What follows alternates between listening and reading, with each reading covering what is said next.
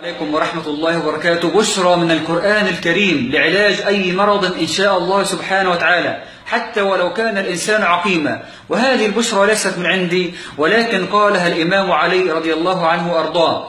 وقبل أن آتي بالأدلة من القرآن أن أشرح هذا الأمر بطريقة عملية، أن آتي بكوب ثم أضع في هذا الكوب ماء المطر أو ماء زمزم إلى النصف، وفي النصف الثاني حليب أو لبن، ولا بد أن يكون اللبن صافيا وطبيعيا. وأن آتي بملعقة عسل أو 3، ولا بد أن يكون العسل صافيا وطبيعيا وليس مغشوشا، ثم أدمجهم وأشرب عند الفجر وعند النوم. وهذه بشرى للإنسان الذي لم يرزقه الله سبحانه وتعالى بالذرية، أن تشرب أنت وزوجتك عند الصباح وعند النوم.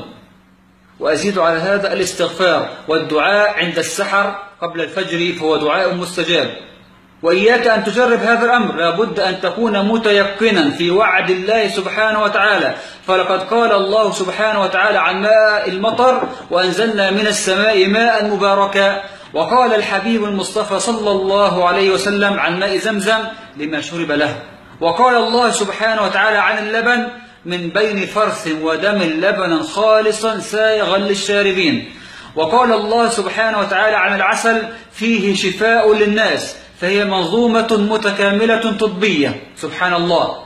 فأتمنى من إخواني أن ينشروا هذا الأمر، لعل أحد من إخواننا أن يستفيد من هذا ويكون إن شاء الله في ميزان حسناتك. فأسأل الله سبحانه وتعالى أن يشفي مرضى المسلمين يا رب العالمين. سبحانك اللهم وبحمدك، أشهد أن لا إله إلا أنت، أستغفرك وأتوب إليك. والسلام عليكم ورحمة الله وبركاته.